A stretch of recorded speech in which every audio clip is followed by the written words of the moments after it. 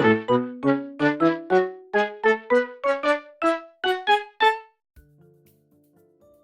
everyone and welcome back to my channel, and in today's video I am going to be testing this set of markers which I bought from Wish because I'm addicted to Wish and it's becoming a bit of a problem, so I thought I would see what their markers are like. So I found this set of 6 TOUCHTEN markers for £3, and the shipping was also £3, so £6 in total, which isn't bad at all for a set of alcohol-based markers. They have a bullet nib and a chisel nib, pretty standard for cheap alcohol-based markers, and I decided to go for the earth tones because that had the most variety of colours in. It wasn't just one colour on a spectrum, it had a few different colours. It has 2 blue tones, 2 earthy brown tones and 2 green tones. Although the green tones are quite close together, it still works really well as a set. So here are all of the 6 colours, and I'm going to do something that I never ever do, is I am going to swatch the colours. I'm going to swatch the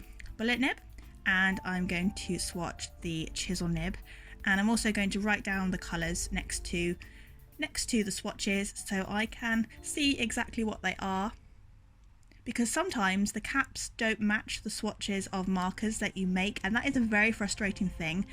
Do you get frustrated with that? Because I certainly get frustrated with that. Sometimes the colour doesn't match the cap, but to be fair, in this case, in these markers, which is quite uncommon in markers in general, not just cheap markers, so that I was quite impressed with that. Also, the ink seems to be quite juicy and the nibs feel okay. They're a little bit squeaky, but again, that is a cheap marker trait, so I'm not too worried about that. I muted the sound so you don't have to listen to it. That was just me that had to listen to it.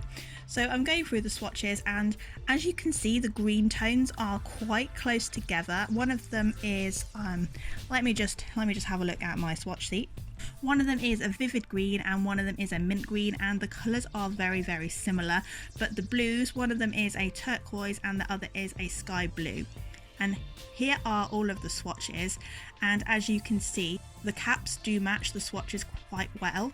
And also what I was quite impressed with is that the raw silk is a very nice pastel-y skin tone, which we're often in cheap alcohol-based markers. The cap tells you that it's a pastel-y colour, but it actually ends up being more of a mid-tone and quite a lot darker. So I was quite pleased with that, and it's actually quite a nice skin tone, which I might add into my collection for skin tones with my ordinary markers. And here I am just trying out the blends. The 2 greens blended quite nicely together, but the raw silk and the mahogany weren't quite as good, which is kind of what I was expecting, because you really need a mid-tone for when you're blending markers, and it didn't work quite as well. But the 2 blues blended quite nicely, and so far I was quite impressed with how these markers were, how they were working, how they were blending, how they were colouring. Oh, that broke. We'd just pretend that didn't happen because they're cheap. But for £3, not bad. Not bad at all. So let's see what we can create with this set of markers.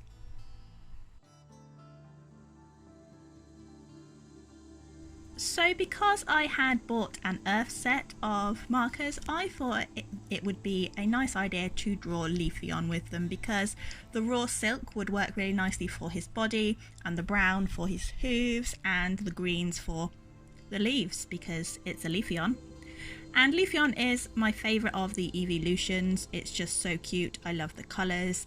Yeah, just one of my favourites, and I thought the colours really matched it. But one problem I did have was the shadows on Leafeon are not quite as dark as the brown mahogany marker. So what I ended up doing was using the sky blue underneath the raw silk, and this took a few layers to get the colour completely right, and it's not 100% right, but it did work really well.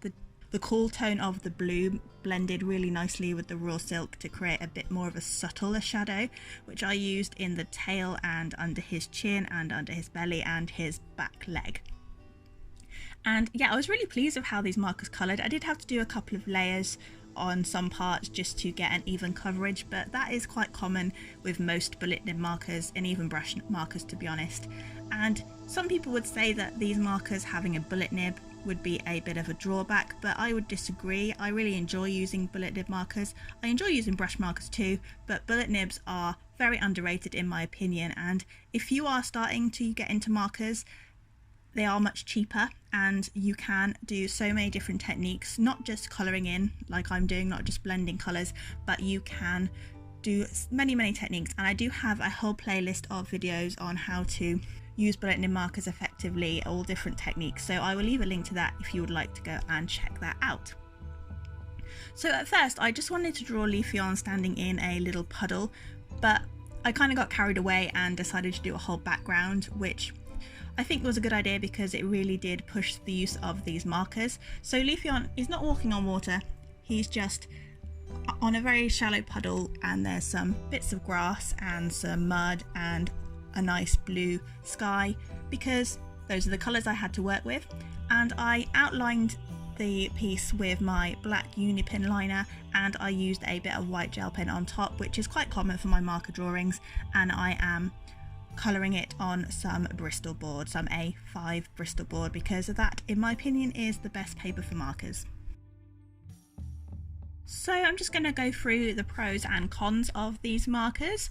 The pros are they are cheap, they are affordable, the colours match the nibs, the colours of the markers are what they say on the cap, they have quite a lot of ink, they're juicy, they blend nicely, the colour selection is really nice, especially in this earth set. I'm very pleased that I went for the earth set. The bullet nib's quite sturdy, chisel nib's quite good. Overall, very good cheap markers. So moving on to the cons, I would say that the nib is a little bit too squeaky.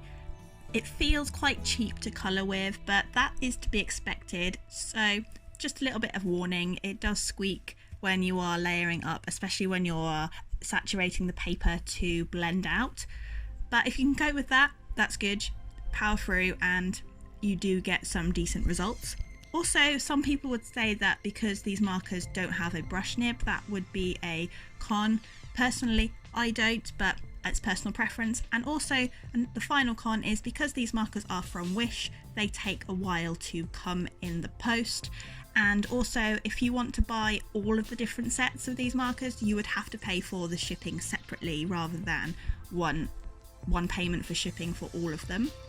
But that's a problem with Wish itself rather than the markers. So that is all for today's video. Let me know what you think in the comments below. Here is the final result. I'm really pleased with how it turned out. I love these markers for what they are, and I'm definitely going to be using them again. But that's all for today's video. If you liked it, emotionally, please do leave it a like down below, as that really does help me out. And thank you for watching, and I'll see you in the next one. Bye for now.